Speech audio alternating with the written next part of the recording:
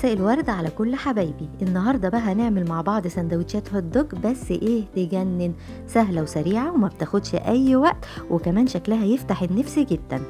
اول حاجة معايا بصلاية كده متوسطة، هقطعها جوليان او شرايح رفيعة.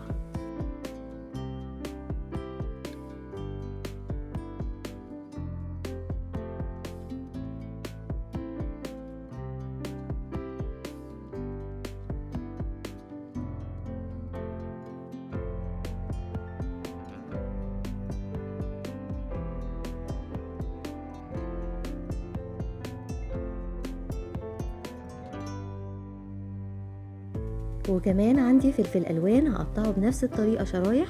انا عندي فلفل احمر واصفر، وكمان عندي فلفل اخضر، لكن لو ما عندناش فلفل الوان وعندنا بس فلفل اخضر او اي نوع فلفل ممكن نستخدمه.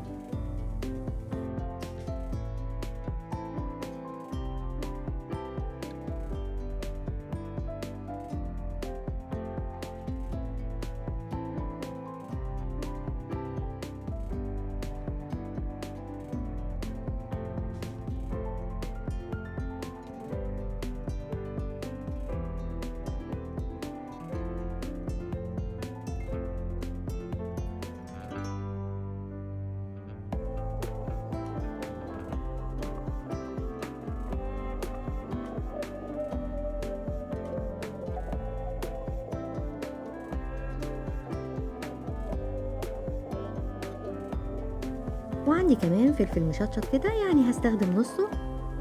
طبعا اللي مش حابب ده على حسب الرغبة. ويلا بينا بقى نجهز الطاسة بتاعتنا وننزل بشوية زيت صغيرين جدا. واول ما الزيت بتاعي هيسخن هنزل بقى بالسوسيس او الهوت دوج.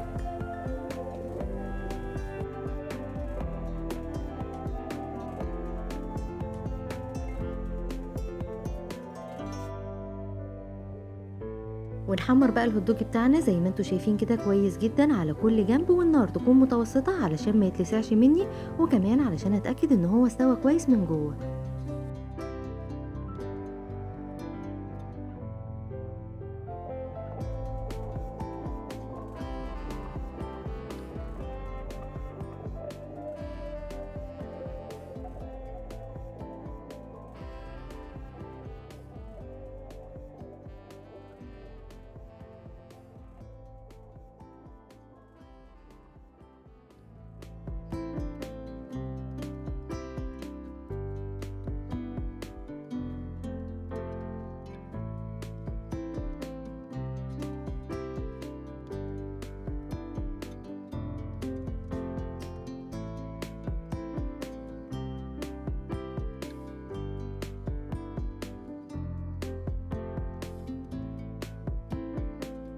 وكده الهوت دوج بتاعنا هيكون اتحمر كويس جدا، نشيله بقى من الجريل.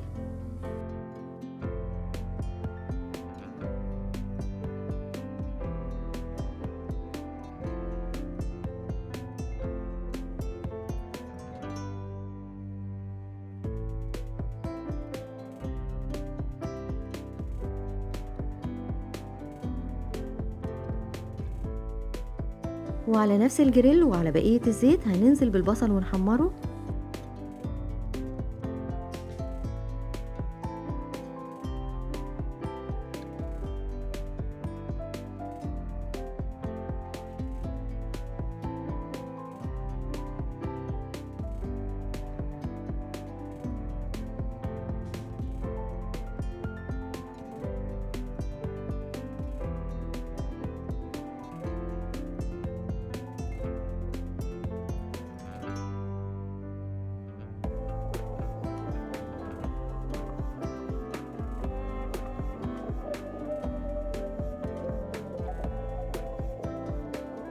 واول ما البصل يبتدي يتحمر معايا هنزل بفصين 3 كده توم مفرومين.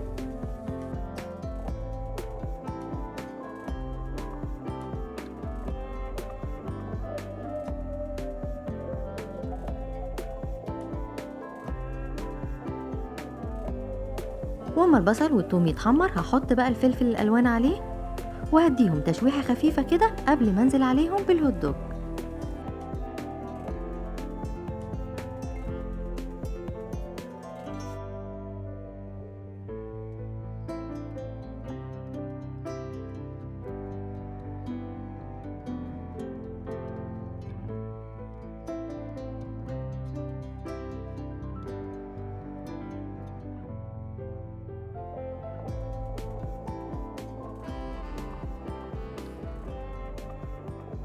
وهرش بقى رشة زيت خفيفة كده عشان تدي الهوت دوج لمعة.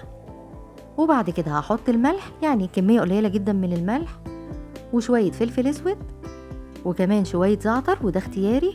طبعا انا مش هزود الملح ولا التوابل لان الهوت دوج اصلا بيبقى فيه الملح والتوابل بتاعته. وهديله بقى تقليبة كده على النار، وكده خلاص بقى جاهز معايا وتمام التمام. شفتوا سريع ازاي وما خدش مننا اي وقت، يعني اكله سريعه كده ممكن تعمليها لو مستعجله على الغدا او عايزه تعملي حاجه خفيفه كده على العشاء، يعني مفيش اسهل من كده.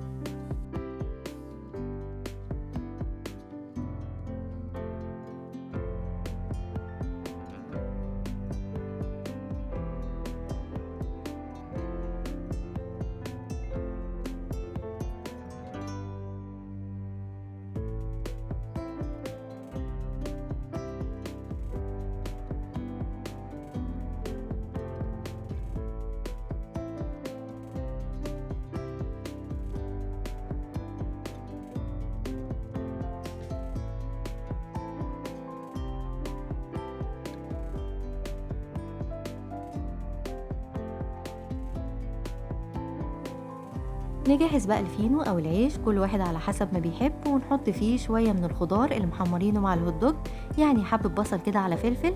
وبعد كده نحط الهوت دوج، وممكن بقى نحط عليه كمان كاتشب او مايونيز او مستردة، يعني كله حسب ذوقه في السندوتشات. انا عن نفسي بحب احط مع الهوت دوج مستردة، بيخلي طعم السندوتش حلو جدا. وبس كده بتبقى السندوتشات جاهزة معانا وبألف هنا.